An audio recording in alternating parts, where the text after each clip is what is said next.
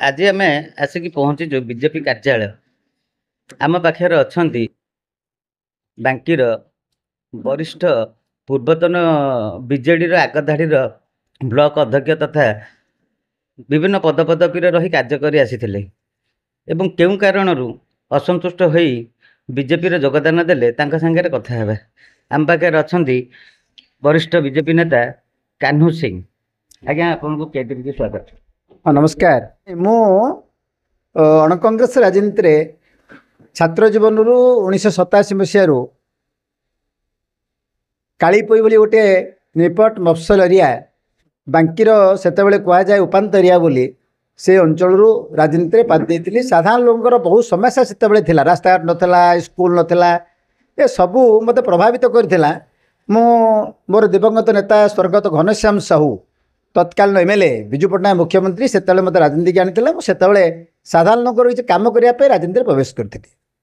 परवर्ती अवस्था जिते 97 मसीह विजु बाबूर आवर्तन पर जो विजु जनता दल या से विजु जनता दल में निष्ठापर भाव एकाग्र भाव मु बर्तमान सुधा विजु जनता दल में कार्य करुली किंतु विगत सरकार जो कार्यक्रम विशेषतः चाषी कौन सी कथा मु गोटे चाषी परिवार जन्म। आज्ञा ये गोटे ब्रेक नबू आपणकर जो बीजेडी जो 25 वर्ष सरकार रे आपणकर बांकीर पूर्वतन विधायक एवं तांकर पुओ एवं जी देवी रंजन त्रिपाठी अच्छा सबुज बांकी, समृद्ध बांकी, सुस्थ बांकी एवं विभिन्न एमती नारा देकी लोक मानकर केते काम करछन्ती। आपण सेही दल रे आगुरु थिले, केते सबुज, केते समृद्ध, केते सुस्थ आम बांकी ता विषय आपण टिके मत रखन। नहीं, बांकी सबुज समृद्ध सुस्थ ये गोटे केवल आमर निर्वाचनी नारा थिला एवं सबु राजनीतिक दलर गोटे निर्वाचनी नारा थाए।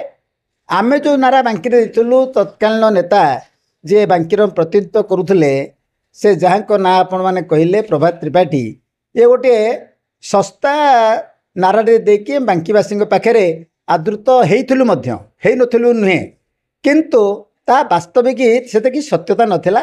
एबे भी बांकी मु सदा मो मन भितर उंकी मारे जेहेतु गोटे राजनीतिक दलर गंडी भितर मु थाए मुझे पब्लिक रिएक्शन नकले भी बहु बार मो दल भितर जो दल में काम करुली मो दलर नेता मान प्रकाश करुली जे आम काम कौन कथा कौन बांकी कौन होती जोटा आठगढ़ ही जोटा बड़मारे ही जोटा बेगुनिया बोलड़ ही खंडपड़ा ही जहाँ मयूरभंज रही बांकी रही सरकार विधि व्यवस्था भितर आमे किसी नेतृत्व नहीं कि बांकी आम तो कोलेस्ट्रेट कर प्रथम नारा थिला सबुज बांकी, केते सबुज चाषी मानक पे कोलेस्ट्रेट नहीं, पानीय जलर अव्यवस्था, विहन हड़पचाल, चाषी मैंने ठीक रे पाऊ ना, चाषी मानकर जहाँ हबी रोग रोचे केते कहबे सबुज बांकी विषय। अरे बांकी ऑटोमेटिकली सबुज बांकीर साधारण जनता जेतु खेतर फल ये सुना अमल करती विभिन्न फसल करती बांकी तो ऑटोमेटिकली सबुज। बांकी सबुज कर जो मैंने नारा देते किसी अवदान ना बांकी एवं सबुज नुहे। मो जन्मरू आज पर्यटन देखा बांकीर चाषी लुह को झाड़ हिसाब से झाड़ू को ये लुह हिसाब से बुहाई से ऑटोमेटिकली बांकी सबुज कर विभिन्न क्षेत्र सी सबुज तैयारी आम राजनीतिक नेता जो मैंने भाषण दौ से मैंने सबुज करनु कि सबुज के उद्यम करनु। आम तो बांकी तत्कालीन सरकार गोटे समय आम मानिफेस्टो रखीलु आम निर्वाचन इस्तार रे जे 35% जलसेचन करूँ बांकी तो 5% ही जोगेश राउत जहाँ करते से बहुत अचल ही पड़ी बांकी सबुज समृद्ध ये सब गोटे निर्वाचन नारा ता उपरको मुझे चाहूना। आ गोटे कथा कहते सुस्थ बांकी आपणकर बांकी गोटे रेफराल मेडिकल खंडिया हेले भी आपणकर कन्नागुड़े देखिए कटक छाड़ी दिखती मेडिकल को डाक्तर अभाव मेडिकल रे मेडिसिन मिलूनी डाक्तर रहूना 25 वर्ष सरकार केते सुस्थ बांकी से कथा विशेष तो मत न पचारि बांकी साधारण जनता पचारे से प्रति मुहूर्त कहते बांकी मेडिकल रे डाक्तर नांती ये हूँ प्राय 20 वर्षर यही अभियोग आम अनुभव करुचे। तेणु सुस्थ बांकी भगवान करंतु माँ चर्चा करंतु बिना डाक्तर बांकीवासी सुस्थ रखु।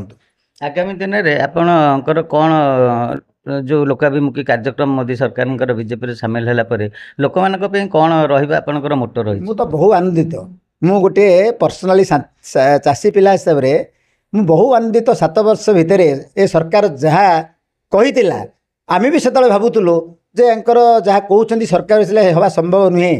ସେ ତ ଗୋଟିଏ କଲମ ଯେଉଁଦିନ ସରକାର ଶପଥ ନେଲେ ମୋହନ ମାଝୀ ସରକାର ଲୋକଙ୍କ ସରକାର ଯେଉଁ ଶପଥ ନେଲେ ସେଇଦିନ ସନ୍ଧ୍ୟାବେଳେ ତାଙ୍କର କ୍ୟାବିନେଟ୍ରେ ପ୍ରଥମ ନିଷ୍ପତ୍ତି ନେଲେ ମହିଳାମାନଙ୍କୁ ଆମେ 5 ବର୍ଷରେ 50,000 ଟଙ୍କା ଦେବୁ ଏବଂ ଚାଷୀକି ଓଡ଼ିଶା ଗୋଟିଏ ଚାଷୀ ପ୍ରଧାନ ରାଜ୍ୟ। ପ୍ରତ୍ୟେକ ଏଭଳି ଅଞ୍ଚଳ ନାହିଁ ଯେଉଁ ଅଞ୍ଚଳରେ 2,000 ଚାଷୀ ନାହାନ୍ତି।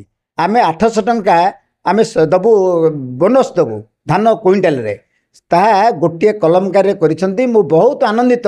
ଆଉ 24 ବର୍ଷରେ ଯାହା ଅବ୍ୟବସ୍ଥା ହେଇଛି ଆମେ ଚାହିଁବା 24 ଘଣ୍ଟାରେ ଏବଂ 14 ମାସରେ କମ୍ପ୍ଲିଟ୍ ହେଇଯାଉ, ଏହା ଗୋଟେ ଭାବନା ଠିକ୍ ନୁହେଁ। କିନ୍ତୁ ମୁଁ ଭାବୁଛି ଏ ସରକାର ବହୁତ ସାଧାରଣ ଲୋକ ପାଇଁ କାମ କରିବ ଏ ବିଶ୍ୱାସ ମୋର ରହିଲା ବୋଲି ତ ମୁଁ ଗୋଟିଏ ରାଜନୀତିକ ଦଳରେ ବହୁତ ଦିନ ରହିଲା ପରେ ବି ମୋର ମାନସିକ ସ୍ତରରେ ମନ ପରିବର୍ତ୍ତନ କଲି। ଆଉ ଗୋଟିଏ ଦଳକୁ ମୁଁ ଆଜି ସମର୍ଥନ ଦେଇଛି। ଦଳର ସର୍ବାଙ୍ଗୀନ ସୁସ୍ଥ କରିବା ପାଇଁ ମୋର ଯାହା ଶକ୍ତି ସାମର୍ଥ୍ୟ ସମସ୍ତଙ୍କୁ ସମର୍ପଣ କରିବି ଏ ଶପଥ ବି ନେଇଛି।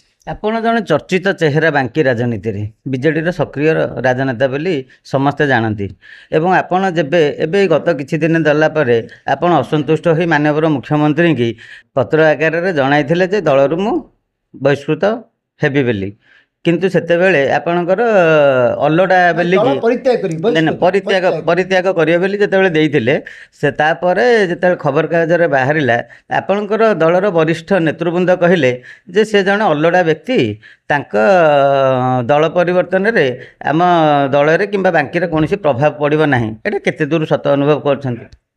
ଯେତେବେଳେ ପ୍ରଦୀପ ପାଣିଗ୍ରାହୀ ଦଳ ଛାଡ଼ିଲେ ସେତେବେଳେ ମଧ୍ୟ ସେଠାରେ ଯେଉଁମାନେ ରିକ୍ସା ବହୁଥିଲେ ସେମାନେ ବି କହିଲେ ପ୍ରଦୀପ ପାଣିଗ୍ରାହୀ ଚାଲିଗଲେ ଗଞ୍ଜାମରେ କିଛି ପ୍ରଭାବ ପଡ଼ିବନି। ଯେତେବେଳେ ଭର୍ତ୍ତୃହରି ଦଳ ଛାଡ଼ିଲେ ସେତେବେଳେ ମଧ୍ୟ ଏ ଦଳର ଜିଲ୍ଲା ସ୍ତରୀୟ ନେତାମାନେ କହିଲେ ଭର୍ତ୍ତୃହରି ଗଲେ କିଛି ଫରକ ପଡ଼ିବନି। ଫରକ ପଡ଼ିଲା କି ନାହିଁ ତା ସମୟ କହିଲା। ଏଇ ମାତ୍ର 7 ମାସ ତଳେ ତା ପ୍ରମାଣ ହେଇଗଲା। ଗଞ୍ଜାମ ଜିଲ୍ଲାରେ ସଫା ହେଇଗଲେ ଯେଉଁମାନେ ଅହଙ୍କାରରେ ବୁଡ଼ିକି ଥିଲେ। ତେଣୁ ବାଙ୍କିରେ କିଏ କ'ଣ କହିଲା ତାପରେ ବିଶେଷ ମୁଁ ରିଆକ୍ଟ କରିବାକୁ ଚାହୁଁନାହିଁ।